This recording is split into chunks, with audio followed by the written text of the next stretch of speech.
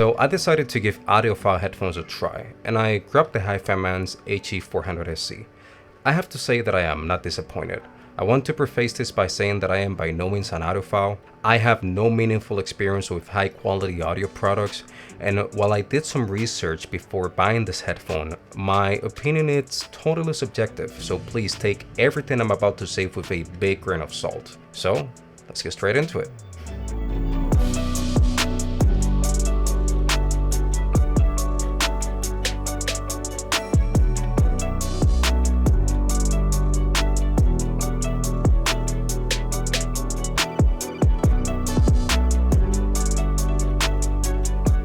The unboxing experience is nothing crazy.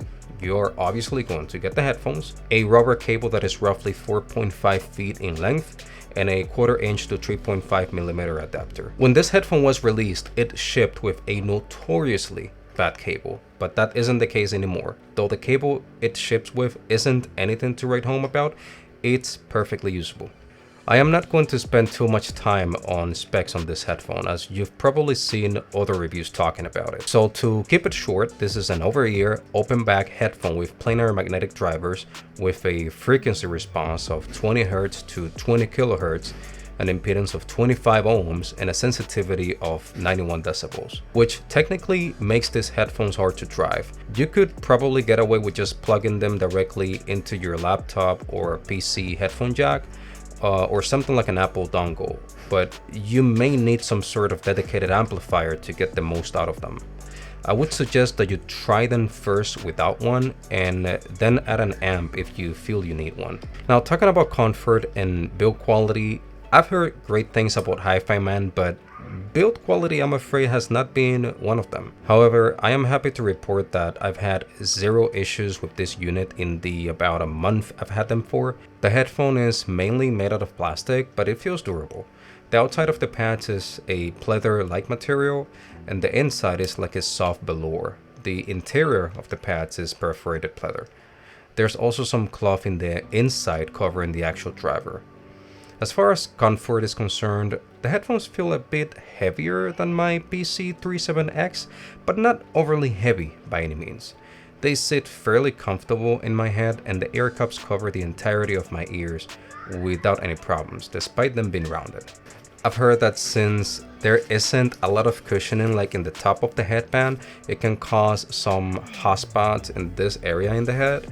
But that hasn't been the case for me at the very least. I also use glasses, as you can see, and there is no discomfort like in this area when I wear them, since the clamp force of the headphones are also fairly light, at least in comparison to my previous headphones. On those headphones, I used to take breaks just because the headphones used to cause some discomfort in this area where my glasses sit, but I am happy to report that is not the case with the Hifimans. I do find, however, that the ear cups can get a little spicy after long periods of time, especially if it's hot where you live.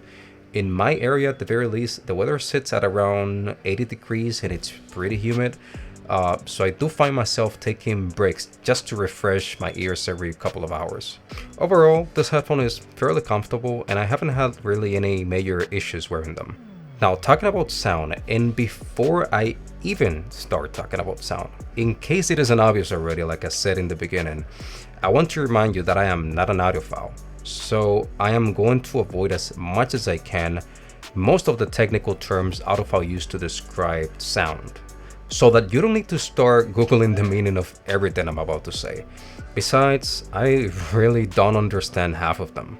That said, I'm going to try my best to briefly describe my experience with this headphone and how they reproduce bass, mids, and treble for music, and how they sound for me while gaming.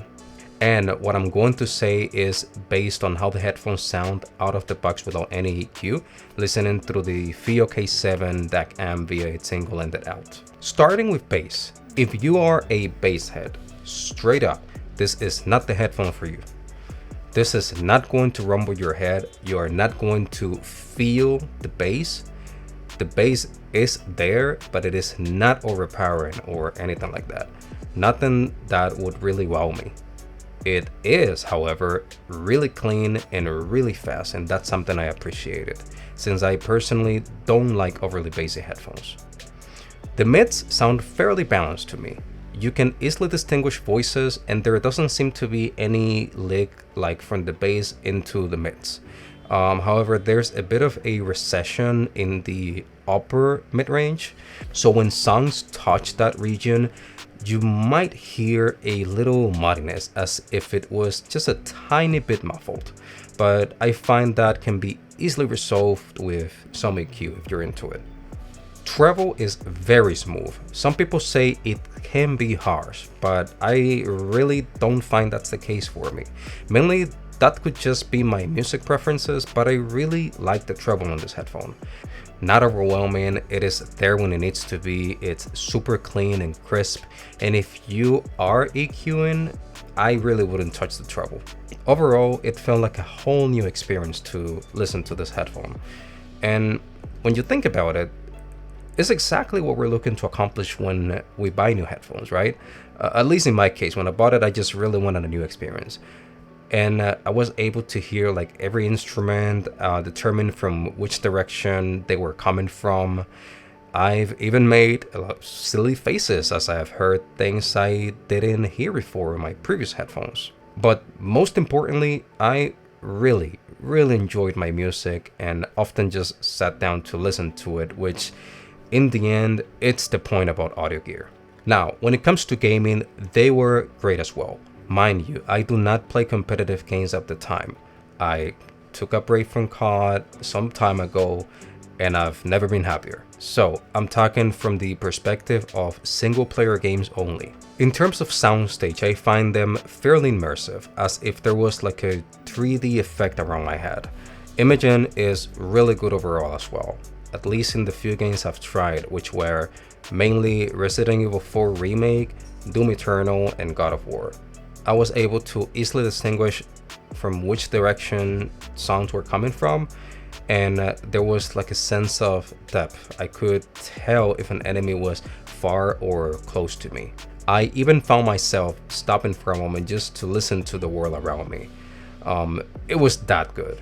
And like I said initially, they were really comfortable, which is, in my opinion, one of the most important aspects of a headphone used for gaming. Because in the end, if the headphone isn't comfortable, you are just not going to wear it. In conclusion, I am very satisfied with my purchase and pleasantly surprised with the headphones. I think that for $109, these are a complete bargain. Although you may need some sort of amplification, I would suggest that you give them a try with an Apple dongle at the very least, just to see if you get enough volume out of them. As I finish this review, I am eager to try new headphones and compare their different sound characteristics, the little details and differences.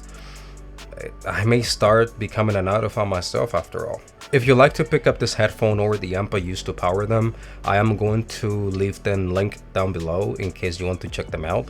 I have a couple of more products that I want to showcase in this channel, like the FIO K7 I used to power this headphone, and I have some interesting things to say about that, so trust me, you don't want to miss that video. And I'll see you guys in the next one.